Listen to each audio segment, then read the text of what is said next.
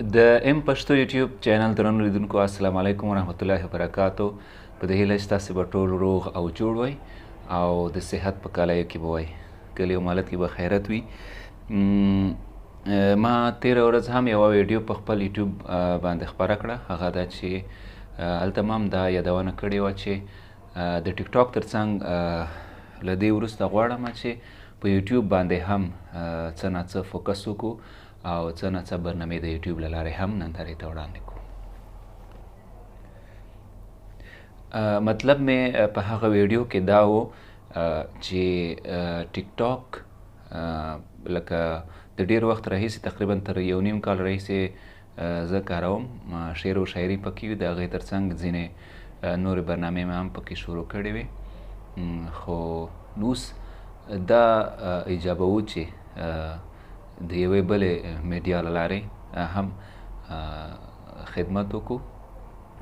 ما یادونه کړې وه چې غواړم په دې یوټیوب چینل باندې څو نوې برنامې شروع کړو چې هم د خلکو د ګټې وړ وګرځي او هم زموږ د ګټې وړ، ځکه یوټیوب یوازینی چینل دی چې که چیرې پر مخ لاړ شي هم خورما او هم د ثواب سبب ګرځي.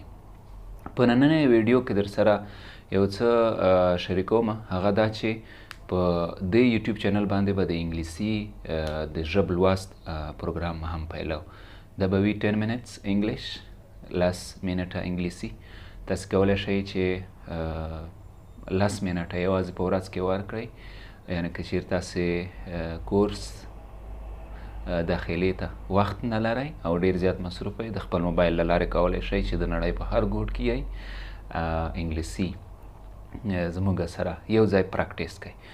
زه د انګلیسي استاد ځان ته نه وایم، خو یادونه کوم هغه دا چې موږ او تاسې به یې په ګډه پراکټیس کوو انګلیسي، یعنې دا به د انټرمیډیټ کلاسونه نه شروع کیږي، وروسته به ګورو چې کوم ځای ته پکې رسیږو.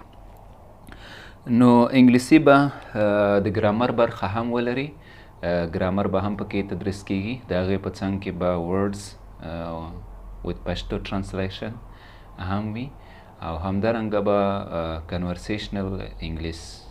کنورسیشنل انګلیسي سنټنسز به هم وي with پښتو ټرانسلیشن، او همدارنګه ځینې پښتو داسې خبرې به وي چې موږ به هغه په انګلیسي باندې کوو. نو دا برنامه به مخکې وړو، چون زما مخکې هم یو چینل و پښتون سپیکس انګلیش لرنینګ اکیډمي، نو یو څو ویډیوګانې مې پکې اپلوډ کړې، خو هغه سلاید وې، یعنې مخامخ انګلیسي نه وه، د سلایډونو له لارې مې انګلیسي تدریسوله، که څه هم هغه ویډیوګانې مخکې لاړې، خو ځینې میوزیکونه پکې وو چې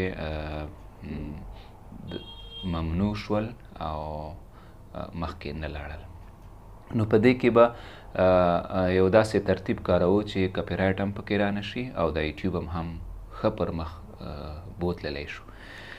نو دا هم تاسو ته یوه بله خبره وه د پرون د ویډیو نه په توپیر، چې په دې کې به د انګلیسي برنامه شروع کوو انشاءالله، ځکه وخت هم ورته لرو.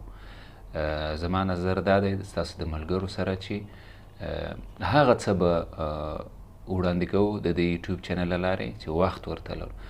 ډېریو شیانو ته شاید موږ وخت ونه لرو چې هغه تازه خبرونه دي، وخت نه وخت به یې خپروو، او ځینې موضوعګانو ته شاید موږ وخت ونه لرو، خو د انګلیسي کلاس ته به هر وخت لرو، ځکه زموږ هم د اطاق نه کولی شو او هم په سړک باندې کولی شو، د هر ځای نه دا برنامه وړاندې کولی شو.